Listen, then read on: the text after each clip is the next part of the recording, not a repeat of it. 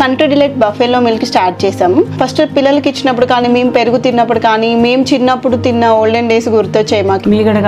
మీగడ కూడా పాలు కాచాక మీగడ బాగా రావడం, అప్పుడు మా చిన్ననాటి రోజులు గుర్తొచ్చాయి అన్నమాట. ఇప్పటికే నరేందర్ సరెండర్ అంటూ రాహుల్ గాంధీ నరేంద్ర మోడీ ట్రంప్కు సరెండర్ అయ్యాడని ఆరోపిస్తూ వస్తోంది.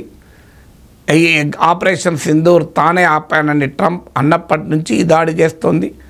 తాజాగా జీరో టారిఫ్లకు భారత్ ఒప్పుకుంది అని ట్రంప్ ప్రకటించడం కూడా కాంగ్రెస్ పార్టీ తప్పుపడుతూ అసలు వివరణ ఏంటి, ఏం వాణిజ్య ఒప్పంద విషయంలో మోడీ ప్రభుత్వం ఏమైనా తల వంచిందా అంటూ కాంగ్రెస్ దాడి చేస్తుంది. ఈ దాడికి ఇప్పుడు సమాంతరంగా మరో దాడి కూడా మొదలుపెట్టింది. నరేంద్ర మోడీ చైనాకు కూడా లొంగిపోయాడు, చైనాకు సరెండర్ అయ్యాడు అనేది కాంగ్రెస్ పార్టీ ఆరోపణ.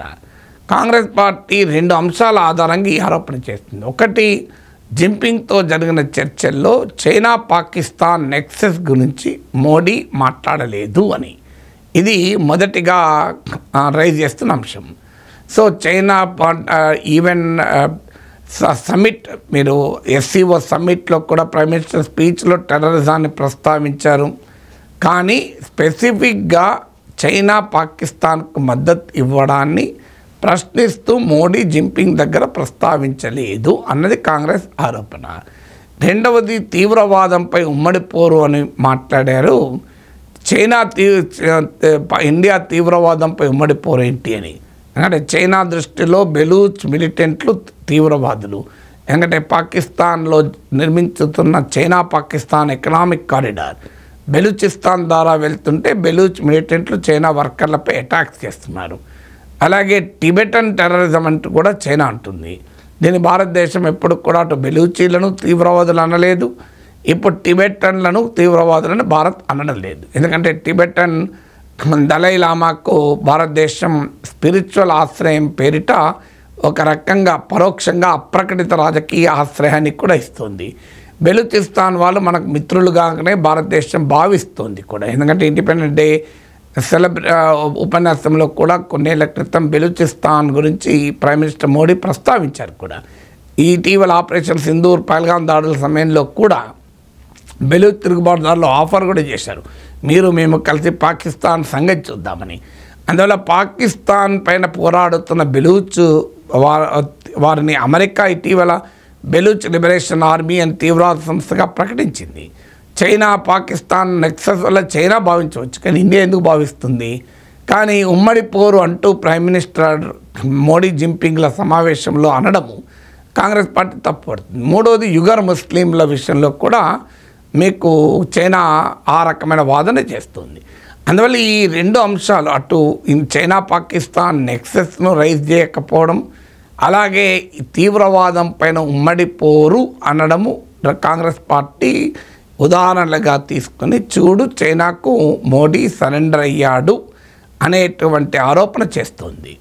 సహజంగానే ఈ ఆరోపణ నిజమా కాదా అనటానికి ముందు కాంగ్రెస్ ఎందుకు ఈ ఆరోపణ చేస్తుంది? కాంగ్రెస్ ప్రతిపక్షంలో ఉంది. ఇప్పుడు బీజేపీ ప్రతిపక్షంలో ఉండి ప్రైమ్ మినిస్టర్ కనుక కాంగ్రెస్ ప్రైమ్ మినిస్టర్ ఉండి చైనాకు పోయి ఉంటే బీజేపీ ఊరుకునేదా? మామూలుగా అటాక్ చేసేది కాదు. చైనా ఇప్పటికీ కాంగ్రెస్ పార్టీని చైనా కమ్యూనిస్ట్ పార్టీతో ఏదో రహస్య ఒప్పందం ఉందని మాట్లాడుతుంటారు. చైనా ఎన్వాయ్తో రాహుల్ గాంధీ సమావేశమయ్యాడు కనుక కాంగ్రెస్ పార్టీకి చైనాకు లింక్ ఉంది అని బీజేపీ ఆరోపిస్తూ వచ్చింది. కాంగ్రెస్ పార్టీని రాహుల్ గాంధీనే కాదు, బీజేపీని ప్రశ్నించే ప్రతి ఒక్కరిని ప్రో చైనా ఏజెంట్లుగా బీజేపీ పరివారం బ్లేమ్ చేస్తూ ఉంటుంది. మరి కాంగ్రెస్ పార్టీ ఎందుకు ఊరుకుంటుంది? ఇప్పుడు కాంగ్రెస్ పార్టీకి అవకాశం వచ్చింది. ఎందుకంటే నిన్నటిదాకా బాయ్కాట్ చైనా, నమస్తే ట్రంప్ అన్నారు. ఇప్పుడు ట్రంప్ దెబ్బకు నమస్తే జిన్పింగ్, బాయ్కాట్ ట్రంప్ అంటున్నారు. ఈ మార్పు బీజేపీ పరివారంలో వస్తే మరి కాంగ్రెస్ పార్టీ దాన్ని ఉపయోగించుకోకుంటుంటుందా? ఎందుకంటే ఒక పొజిషన్ ఆఫ్ స్ట్రెంగ్త్ నుంచి ప్రైమ్ మినిస్టర్ డీల్ చేస్తున్నారా, పొజిషన్ ఆఫ్ వీక్నెస్ నుంచి డీల్ చేస్తున్నారా అనేది క్వశ్చన్ కదా. ట్రంప్ దాడికి ముందు కూడా మనం చైనా పట్ల ఇదే వైఖరి తీసుకుంటే, ఇప్పుడు మోడీ జిన్పింగ్ల మీటింగ్లో తీసుకున్న వైఖరి, నేను దీనిపైన వివరంగా 12 అంశాలకు కూడా చెప్పాను. సో ఈ వైఖరి తీసుకుంటే ఎవరు తప్పు పట్టరు. కానీ ట్రంప్ దాడి తర్వాత మోడీ వైఖరి మారింది, బీజేపీ ప్రభుత్వ వైఖరి మారింది. మారినప్పుడు వ్యూహాత్మక నీతి రీత్యా అవసరమే కావచ్చు, ఇండియన్ స్ట్రాటజిక్ ఇంట్రెస్ట్ రీత్యా, ఇండియన్ డిప్లొమసీ రీత్యా. కానీ అది ప్రపంచంలోనైనా దేశంలోనైనా చూసే వారికి ట్రంప్ దెబ్బకు మోడీ చైనాకి వెళ్ళాడనే భావన కలుగుతుంది. ఆ భావనను పెంచడం కాంగ్రెస్ పార్టీకి రాజకీయంగా లాభం. ఆ భావనను ఎక్స్ప్లాయిట్ చేస్తుంది కాంగ్రెస్ పార్టీ. ఎందుకంటే ఇప్పటిదాకా చైనా వ్యతిరేకతకు తామే ప్రతీకలుగా, చైనా పట్ల పోరాడంలో తామే దేశభక్తులుగా బీజేపీ పరివారం చెప్పుకుంది కదా. సో అందువల్ల ఇప్పుడు ఖచ్చితంగా కాంగ్రెస్ పార్టీ ప్రశ్నిస్తుంది, ఇది ఎందుకు ఈ రకమైన ఆరోపణ చేస్తుంది అన్నదానికి ఆన్సర్. ఇక ఈ ఆరోపణ నిజమా అంటే prime minister Modi China Pakistan nexus గురించి మాట్లాడలేదా, మాట్లాడకపోవడం కరెక్టా?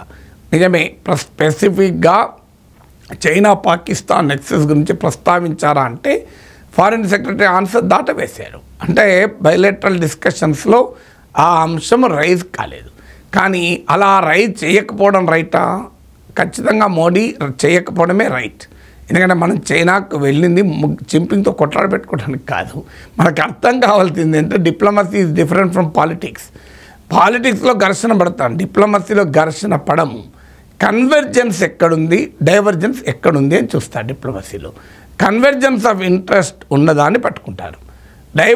డైవర్జెన్స్ను పట్టుకుంటే ఏం జరుగుతుంది? ఇప్పుడు చైనా పాకిస్తాన్ నెక్స్ట్ గురించి ఇండియా రైజ్ చేస్తే ఆటోమేటిక్గా చైనా కూడా రైజ్ చేస్తుంది. మరి మీరు ఎందుకు క్వాడ్లో ఉన్నారు చైనాతో కలిసి, అమెరికాతో కలిసి మాకు వ్యతిరేకంగా అనే క్వశ్చన్కి మనకు ఆన్సర్ ఉండాలి కదా. అందువల్ల భారత్ చైనాల మధ్య సంబంధాలు థర్డ్ కంట్రీ లెన్స్లో చూడకూడదని ప్రైమ్ మినిస్టర్ మోడీయే చెప్పాడు. సో ఆ థర్డ్ కంట్రీ అమెరికా కావచ్చు, పాకిస్తాన్ కూడా కావచ్చు. అందువల్ల చైనాకు నచ్చిన అమెరికాతో మనకు సంబంధాలు ఉన్నాయి, మనకు నచ్చిన పాకిస్తాన్తో చైనాకు సంబంధాలు ఉన్నాయి. సో అందువల్ల ప్రైమ్ మినిస్టర్ మోడీ వెళ్ళింది డిప్లొమసీలో భాగం. డిప్లొమసీలో ఉండేదంటే ఎక్కడ అగ్రీ అవుతామో అక్కడ పని చేసుకుంటాం. ఘర్షణ పడడానికి, కొట్లాడుకోవడానికి మనం విదేశీ యాత్రలకు వెళ్ళాము. సో అయినా చైనా పాకిస్తాన్ నెక్సెస్ను ఇండియా ఇప్పుడు బ్రేక్ చేయగలుగుతుందా ఒక్క మీటింగ్లో? ప్రాక్టికల్గా సాధ్యమా? So it is a long process. ఆ లాంగ్ ప్రాసెస్ని ఇప్పుడు మీరు ఎందుకు ఆపరేషన్ సింధూర్లో పాకిస్తాన్కు మద్దతు ఇచ్చారు అని అడిగామనుకోండి, ఇక చర్చలు ముందుకు పోవు. అందుకే ఒక ఫ్రేమ్వర్క్ కూడా పెట్టుకున్నది ఏంటి, ఇండియా చైనాలు డిఫరెన్సెస్ ఉంటాయి కానీ అవి డిస్ప్యూట్గా మారకూడదు. అంటే ఇప్పుడు చైనా పాకిస్తాన్తో డీల్ చేసే వ్యవహారంలో ఇండియాకు చైనాకు డిఫరెన్సెస్ ఉన్నాయి, క్వాడ్ విషయంలో ఇండియాకు చైనాకు డిఫరెన్సెస్ ఉన్నాయి. కానీ ఆ డిఫరెన్సెస్ కాస్త డిస్ప్యూట్గా మారకూడదు, కాన్ఫ్లిక్ట్ ఆఫ్ ఇంట్రెస్ట్ కాస్త కాన్ఫ్రంటేషన్గా మారకూడదు అన్నది రెండు దేశాలు అగ్రీ అయ్యి ఆ ఫ్రేమ్వర్క్ ఆధారంగా మిగతా చర్చ జరిగాయి. ఇప్పుడు ఒక్కసారి చైనా పాకిస్తాన్ నెక్స్ట్ గురించి అడిగితే ఆ ఫ్రేమ్వర్క్ డిస్టర్బ్ అయిపోతుంది కదా. అంటే ఏ ఫ్రేమ్వర్క్ పైన అయితే మోడీ జిన్పింగ్లు చర్చలు జరిపారో, ఏ ఫ్రేమ్వర్క్ మీదనైతే ఇండియా చైనా రిలేషన్ ముందుకు సాగాలో ఆ ఫ్రేమ్వర్క్ని డిస్టర్బ్ చేస్తే పని కాదు కదా. అందుకే నీకు నరేంద్ర మోడీ బహుశా China Pakistan nexus is given. China Pakistan బంధము తెలిసే మనం చైనాకి వెళ్ళాం, తెలియకుండా వెళ్ళలేదు కదా. చైనా వాడు మేము మారుతున్నాం, పాకిస్తాన్ వదులుకుంటున్నాం, మీరు రండి అన్నారా? అందువల్ల we know what is there. వెళ్ళే ముందే మనకు తెలుసు. వెళ్ళే ముందే మనకు తెలిసిన తర్వాత ఇక దాన్ని మళ్ళీ ప్రశ్నించడం ఎలా ఉంటుంది మనము? అందువల్ల లెట్ us అండర్స్టాండ్ డిప్లొమసీ. అయితే కాంగ్రెస్ పార్టీకి అవకాశం వచ్చింది కానీ కాంగ్రెస్ దాడి చేస్తుంది, ఎందుకంటే బీజేపీ ఇంతకన్నా ఎక్కువ చేస్తుంది కదా.